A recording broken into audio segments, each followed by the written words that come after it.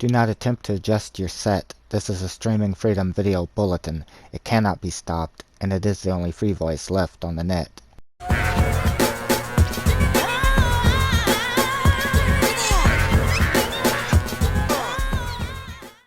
Hello friends, and welcome back to the channel. In today's Skyrim video I have some good news and some not so good news, as you can tell by the title of this video.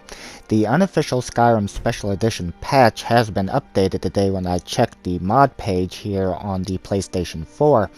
However, it appears, at least on PlayStation 4, or at least as far as my loader is concerned, it is still broken. I updated it, and as you can see here, I was going through checking. It should have been at the very bottom or added to the top. I don't remember which it would do when updating it, but it actually is not showing up anywhere in the loader. I'm going to go ahead and fast forward through the footage that I was checking it, but I do want to show something here that I will slow the footage back down in a second.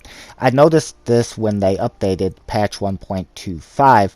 If you take a look, right now it's enabled, but look at the check mark showing the enabled. Do you see how it's much darker than all of the other mods around that are enabled? Any of the mods that was affected by patch 1.25 does the same thing, including the ones that I'm going to be turning back on now and checking. And if you've read my pinned comment, you know that because I still have access to these mods, like for example Lanterns of Skyrim, and Skyrim is Windy, I can enable them from the My Library section. However, I do have to do that every time. If I close the app, the next time I load it, they will disappear, as you are going to see again.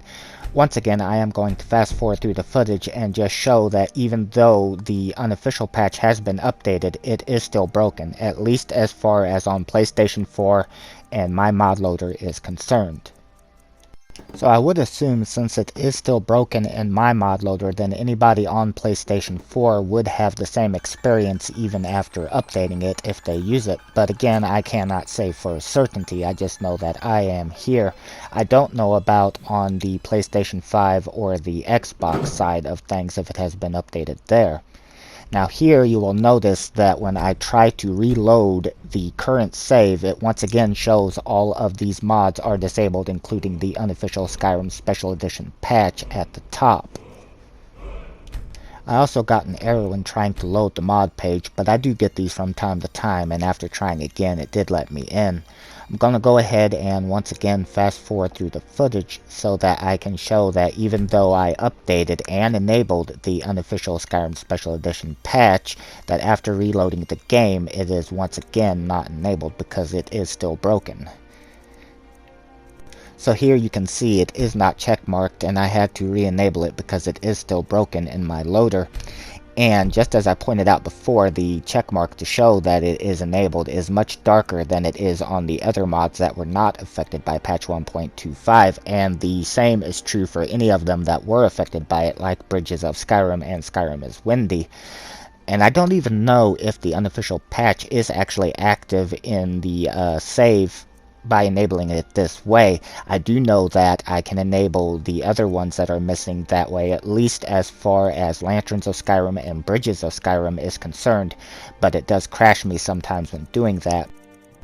So as far as I can tell, at least on PlayStation 4, even though it was updated, the unofficial Skyrim Special Edition patch is still broken as of Skyrim Patch 1.25. And again, I do not know if it has been updated on the other platforms or if it is functional or not on them if it has been.